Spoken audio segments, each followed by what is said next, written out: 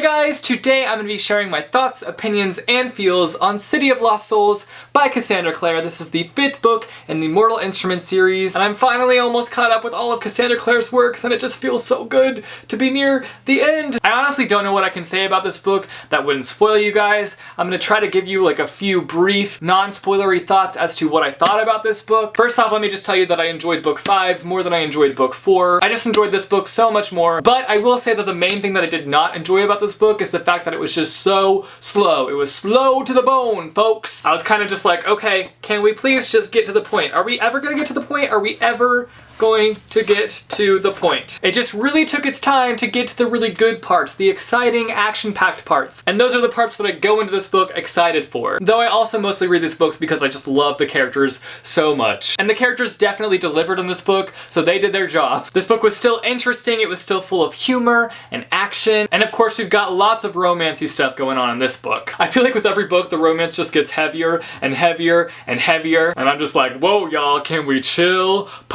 Please. So those are all my non-spoilery thoughts on City of Lost Souls. If you have not read City of Lost Souls, I am now going to be jumping into a spoilery section, so if you don't want to be spoiled, you should probably go read this book and then come back and join me for the discussion part. If you have read this book, then stick around and let's talk about City of Lost Souls.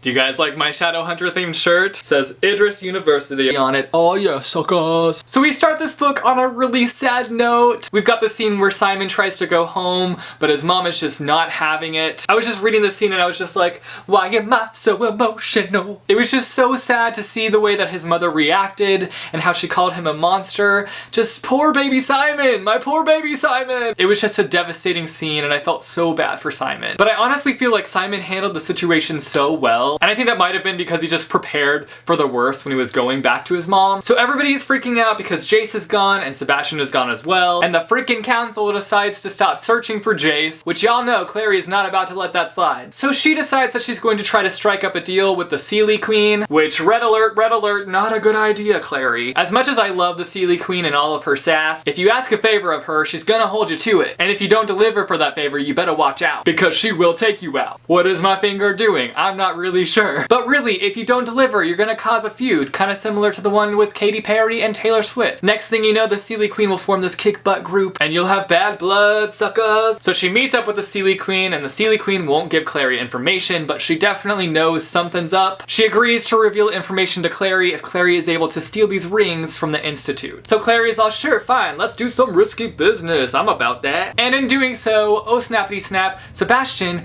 and Jace appear out of the blue in the Institute while Clary's trying to steal these rings. And it's pretty dang clear that Jace is just not himself anymore. Something about him has changed, which we the readers know already that Jace and Sebastian are connected in some way, but Clary and the crew have no idea. I thought it was really cool that we got to see some characters that are going to be in the Dark Artifices. We see Helen Blackthorn, whose parents run the LA Institute, and we see Jules, who I believe is supposed to be a main character in Lady Midnight. I'm not 100% sure about that, but I'm pretty sure that's the case. I was still a little bit on the annoyed side of things when it came to Malec within this book. More so on the Alec side and less on the Magnus side. Alec just can't let go of Magnus's past, which didn't involve Alec at all, so I'm not really sure why it concerns Alec so much. I feel like Alec just has some trust issues, which might come from his father just being so terrible and cheating on his mom. In the last book, we found out that Isabel has some trust issues, so it wouldn't surprise me if Alec also has some trust issues. But Magnus just completely sums up the situation when he says immortality is becoming like a third person in their relationship. Then Alec gets this message from Camille and starts meeting her behind Magnus's back. Hi, hello, shady business there, Alec. I totally get where Alec is coming from. He just wants to spend forever with Magnus, but the way he's going about all of this is just so wrong. Talk it out with your significant other. That's how you're supposed to get through things like this. So Camille reveals that instead of there being a way for Alec to become immortal, there's a way to take away Magnus's immortality. Oh, by the angel, Alec, just please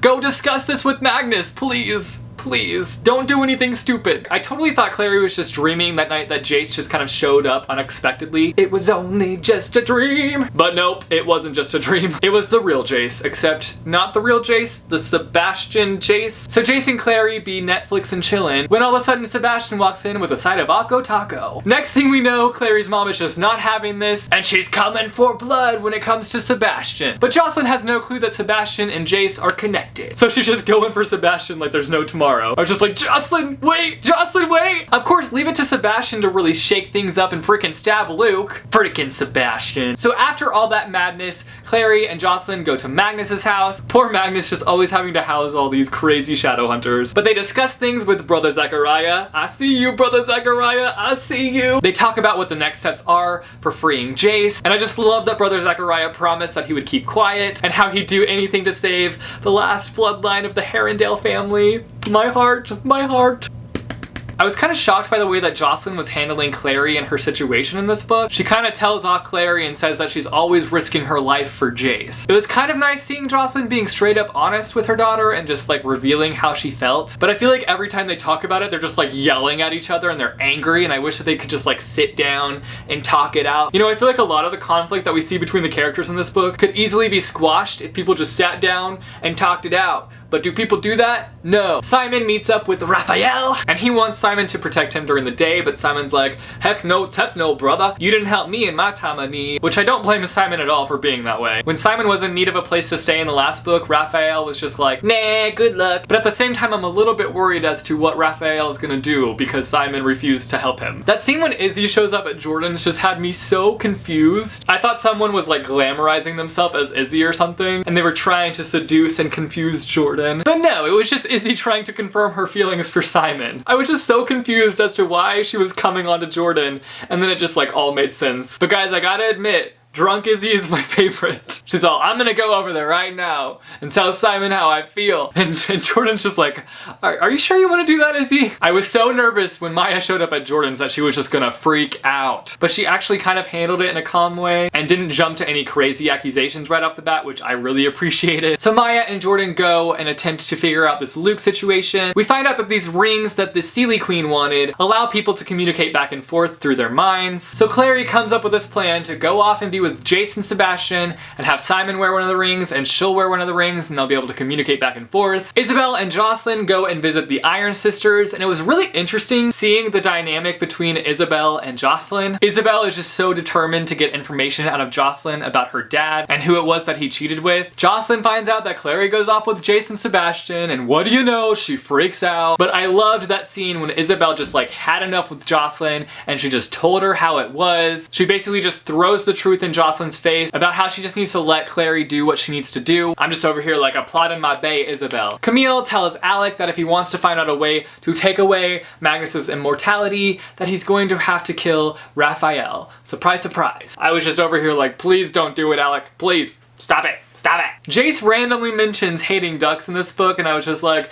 hey yo, TID reference, I see you. I kind of love having read the Infernal Devices now while reading this series because there's just so many different references, and I'm just like, I see it. I see it. I hate that Jace is kind of out of his mind in this book because we have so many sweet Clace moments, but like it's not fully Jace, it's Jace and Sebastian. So technically we have some Jlaced Bastion scenes. That's their names all combined.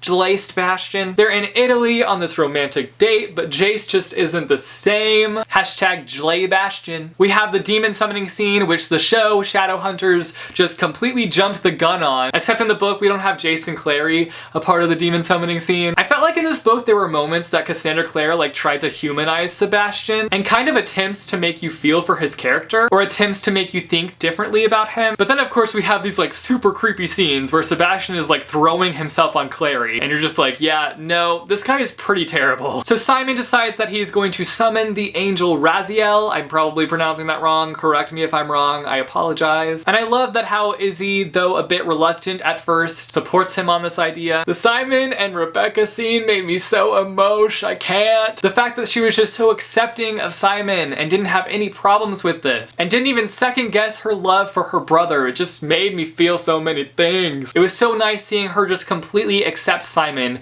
when her mom had just completely like denounced Simon. Time to go to the farm with some shadow hunters, a warlock, and a vampire. And on this farm we had a shadow hunter, E-I-E-I-O, with a vampire here and a warlock there. Okay, I'll stop. Sorry, I had to. I love when Simon said his little spiel before he summons the angel. Malec, I always liked you more than Jace. Magnus, I wish I had the kind of nerve to wear the pants you do. And Izzy, well, goodbye, I guess. Even though I wanted him to say more to Izzy, it was true to his character. So Simon, after summoning and having a conversation with the sassy and upset angel Raziel, he's given a blade of heaven in exchange for the removal of his mark. We find out that Clary's ring had been stolen by Sebastian, which really didn't surprise me at all. And we learn that the Seelie Queen has been in talks with Sebastian, telling him everything that Clary and Simon had been talking about. That little sneaky Seelie sneakster. I loved that scene when Clary was like, "Yo, Sebastian, I destroyed your apartment, sucker." And he's all, "Oh no you didn't, sister." And she's all, "Oh yes I did, brother." I mean, it didn't quite go that way, but it was similar to that. So I knew that Jace wasn't going to die in this book, but it still made me nervous when he got stabbed. Sebastian gets away, which again didn't really surprise me because we have a 6th book. It wouldn't make sense for him to be captured in book 5. We have the Malec breakup, which made me so sad. Alec had it coming though. You can't just sneak behind your boyfriend's back. He's gonna find out, and find out he did. I mean, they break up for good reason. What Alec was doing was inexcusable, but it still made me super sad. I'm sure they'll get back together though. They have to. We find out that Maureen has killed Camille, which completely shocked me. I did not see that coming at all. What a turn of events. And we learn that poor Jace just can't be regular old Jace. First he dies and then he's brought back to life. Then he's bound to Lilith. Then he's bound to Sebastian. And now he's got the holy fire burning inside of him. And it burns, burns, burns, burns with the holy fire. So those are all my thoughts, opinions, and feels on City of Lost Souls by Cassandra Clare. You guys should let me know down below what you thought of this book. What was your favorite scene? Which part made you the most emotional? Let me know down below. Also, if you like this video, be sure to give it a big thumbs up. I post videos every Monday, Wednesday, and Friday, so click subscribe if you want to be notified for when I post new videos. Thanks for watching, guys, and I will see you soon with a new video. Bye! Sharing my thoughts. What? Hey guys, today I'm going to be sharing my thoughts. I need to slow it down. In the last book but I loved that scene when Isabel. I loved that scene when Clary goes, "Ah!" So those are all my thoughts, opinions, and feels on City of